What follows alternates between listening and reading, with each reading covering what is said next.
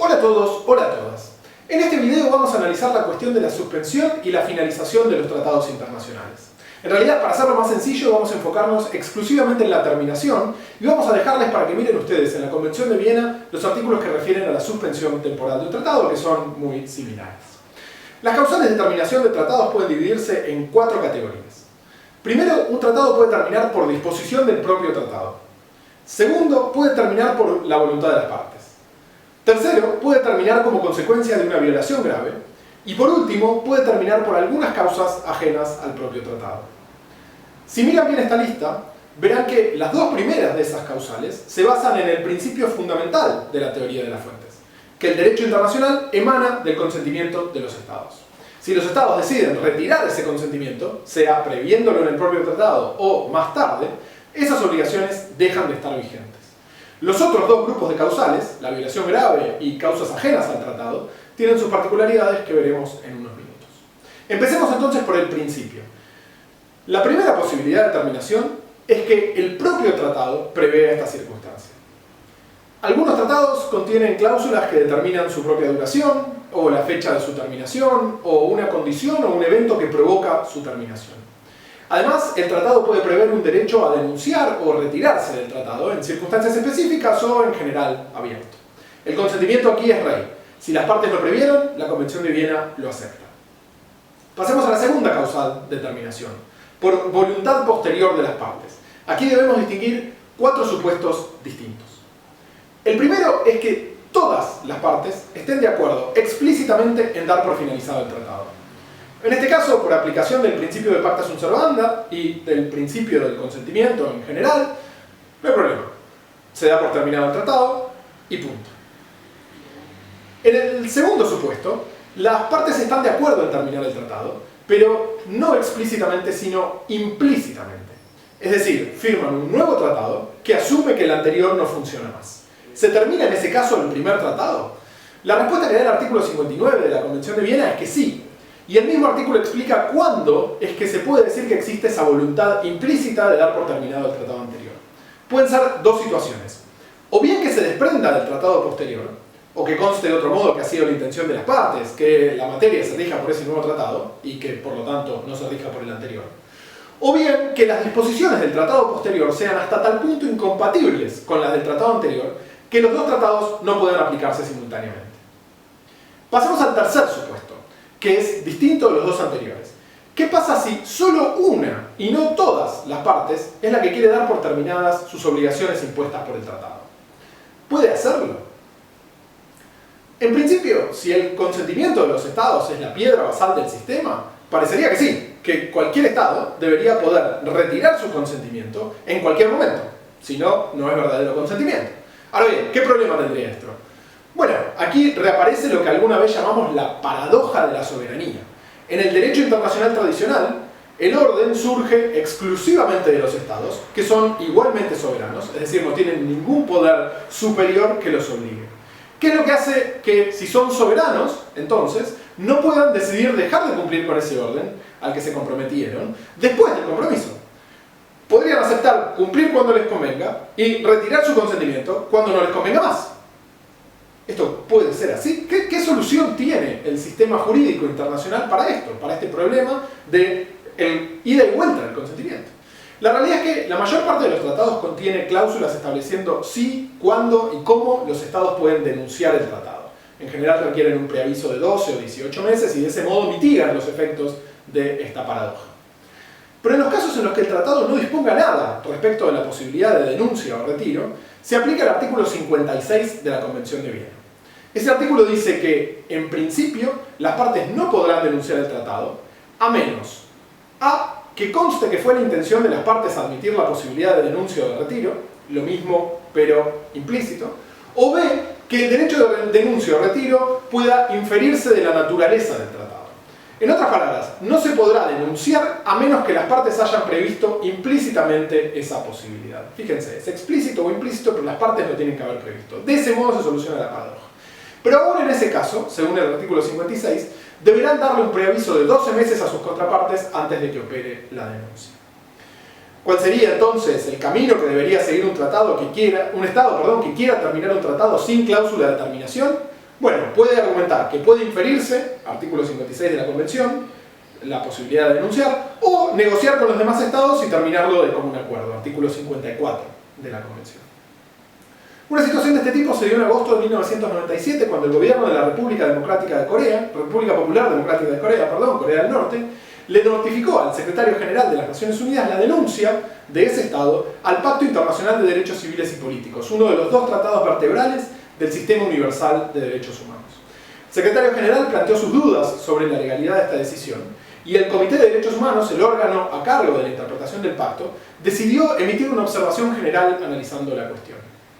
En esa observación general 26 de diciembre de 1997, el Comité notó que el Pacto Internacional de Derechos Civiles y Políticos no tiene ninguna disposición sobre denuncia o retiro, y que por lo tanto la cuestión debía ser resuelta de conformidad con la Convención de Viena. El Comité se hizo dos preguntas, se preguntó dos cosas en líneas con el artículo 56 de la Convención de Viena para resolver este tipo de situaciones.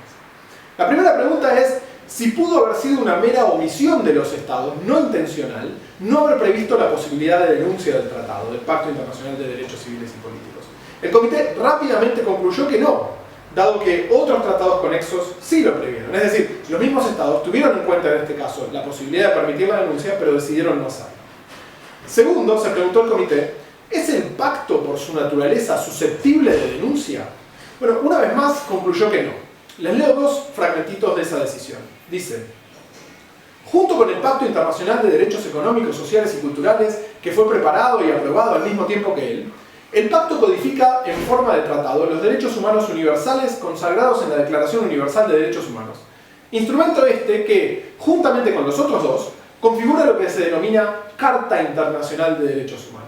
Por ello, el pacto carece del carácter temporal propio de los tratados en que se considera admisible el derecho de denuncia, pese a que carezca de disposiciones concretas al respecto.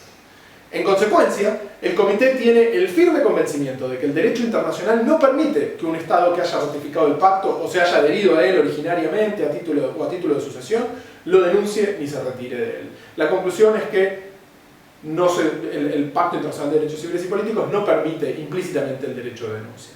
Entonces, parecería que el estándar para que se aplique lo dispuesto en el artículo 56 es, al menos según el Comité, bastante alto, bastante excepcional que este artículo se aplique. Pasemos ahora al último supuesto referido a la voluntad posterior de las partes.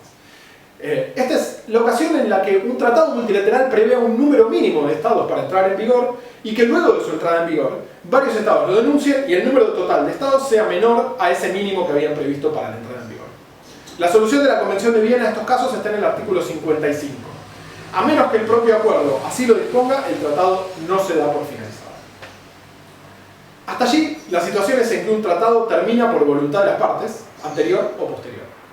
Dijimos al principio que la tercera causal de terminación es la violación grave del tratado por parte de alguna de las partes. Pero, ¿cómo opera esto? ¿Un Estado viola el tratado y queda eximido de cumplir con sus obligaciones de allí en adelante? No, por supuesto que no. Lo que establece el artículo 60 de la Convención de Viena es que una violación grave de un tratado bilateral por una de las partes facultará a la otra parte a alegar la violación como causa para dar por terminado el tratado o para suspender su aplicación total o parcialmente. Es decir que la parte que es víctima de una violación grave es la que puede decidir si quiere dar por terminado ese tratado. En caso de que sea un tratado multilateral, todas las otras partes pueden decidir suspenderlo o terminarlo por acuerdo entre sí, o la parte especialmente afectada por el tratado puede alegar esta violación grave para dar por terminado el tratado en sus relaciones bilaterales con el Estado responsable. Ahora bien, ¿qué es una violación grave? ¿Cuándo es grave una violación? El inciso 3 del artículo 60 de la Convención de Viena nos da la respuesta a esta pregunta. Es, o bien un rechazo del tratado no admitido por la Convención, o bien la violación de una disposición esencial para la consecución del objeto o del fin del tratado. En líneas generales, la práctica de la comunidad internacional ha sido muy estricta respecto de la aplicación de estos supuestos, que son verdaderamente excepcionales. Es raro que algo constituya una violación grave suficiente como para dar por finalizado el tratado. Vayamos finalmente al último grupo de causales de terminación de un tratado, aquellas que se dan por causas ajenas al propio tratado. Y aquí son tres los supuestos. El primero es que se dé una imposibilidad subsiguiente de cumplimiento, regulada en el artículo 61 de la Convención. Si esa imposibilidad resulta de la desaparición o destrucción definitiva de un objeto indispensable para el cumplimiento del tratado puede darse por terminado.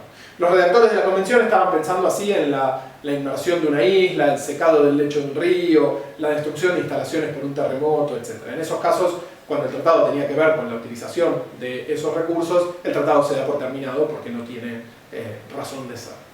El segundo supuesto es el del cambio fundamental de las circunstancias del tratado.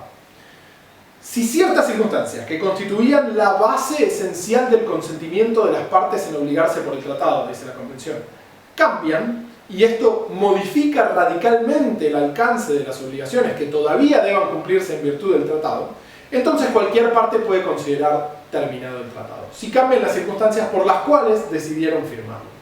Esta regla fue muy criticada luego de su inclusión en la Convención de Viena, principalmente porque nos acerca de nuevo al problema de la paradoja de la soberanía.